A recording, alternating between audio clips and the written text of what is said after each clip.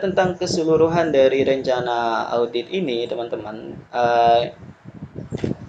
secara simpulan ya,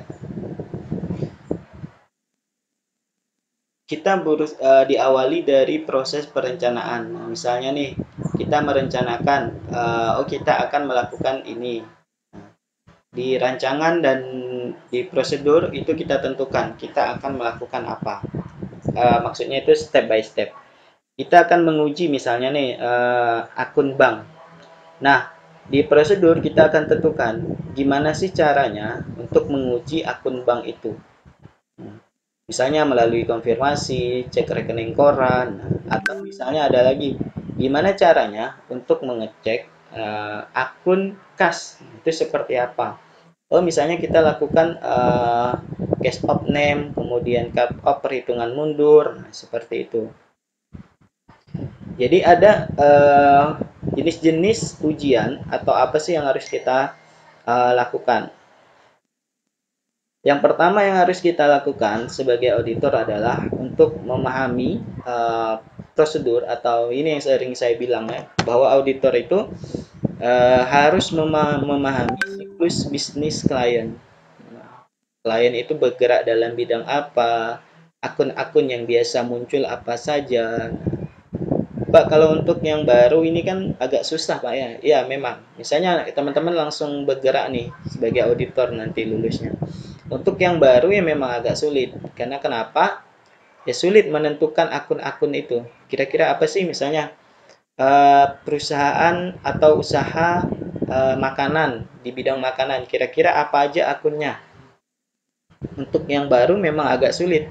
Tapi untuk yang sudah berpengalaman mudah saja dia menentukannya. Oh, kalau di yang makanan itu kan pasti ada biaya persediaan, bahan barang yang rusak, atau apalagi yang tidak laku terjual, atau ada kebocoran apa di misalnya kebocoran gas atau apa. Nah, itu kan mudah sekali untuk kita tebak atau kita perkirakan.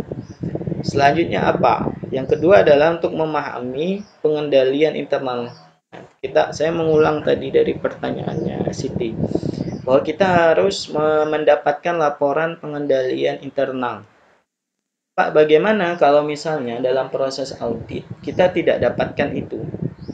Nggak ada laporan audit internalnya, Pak, misalnya karena perusahaannya tidak ada SPI atau tidak ada auditor internalnya. Otomatis itu resiko inherennya besar. Itu otomatis. Kenapa? Kok bisa, Pak? Nah, karena perusahaan itu tidak dikendalikan oleh, atau selama perusahaan itu berjalan tidak pernah dilakukan pengawasan oleh owner atau oleh komisaris. Jadi perusahaan itu berjalan begitu saja. Nah, kalau sudah tidak pernah diawasi, otomatis resiko fraud, kecurangan ataupun kesalahannya itu sangat besar. Nih bayangin kalau misalnya teman-teman jadi manajer di sebuah perusahaan, lalu tidak pernah diawasi pekerjaannya teman-teman. Mungkin teman-teman tidak akan melakukan fraud atau kecurangan, tapi peluangnya itu ada. Nah, jadi tidak menutup kemungkinan teman-teman suatu saat akan melakukannya. Nah, mungkin didorong oleh faktor kebutuhan atau yang lainnya. Nah, jadi sangat mungkin teman-teman untuk melakukan fraud jika perusahaan itu tanpa pengendalian internal. Nah, balik lagi ketika kita menerima pekerjaan audit, di mana klien atau auditi tidak memiliki pengendali internal, itu automatically resiko inherent itu sangat besar. Nah, otomatis lagi pengujian yang akan kita lakukan sebagai auditor lingkupnya akan lebih besar karena hipotesa kita sebagai auditor, oh ini kemungkinan kekeliruannya besar. Nah, hipotesa kita itu jadinya, oh ini apa ya, sikap auditor kita itu skeptism atau keraguan-raguan kita itu semakin besar. Kenapa? Karena memang perusahaannya tidak pernah dikendalikan. Seperti itu. Kemudian apa saja ya prosedur yang harus kita lakukan dalam upaya kita memahami pengendalian internal klien. Yang pertama kita dapat melakukan memperbaharui atau mengevaluasi pengalaman auditor sebelumnya. Nah, ini kalau kita dalam kondisi kita bukan auditor pertama. Misalnya nih, auditor pertama itu Septi Ailni Fadila. Kemudian di next year atau tahun depan dia pindah, dia ganti ke Siti Khotijah. Nah, untuk memahami bagaimana siklus bisnis klien atau bagaimana pengendalian internal klien, Siti Khotijah itu bisa peer review ke Septi Alni Fadila. Nanya-nanya ke Septi gimana perusahaan ini tahun lalu. Nah, kan kebetulan Septi yang audit tahun lalu. Nah, jadi begitu. Itu bisa kita lakukan dengan menanya confirm atau konfirmasi ke auditor sebelumnya. Nah, ini kita lakukan, ingat ya, saya garis bawahi, kalau kita bukan sebagai auditor yang pertama. Nah, itu. Yang kedua apa?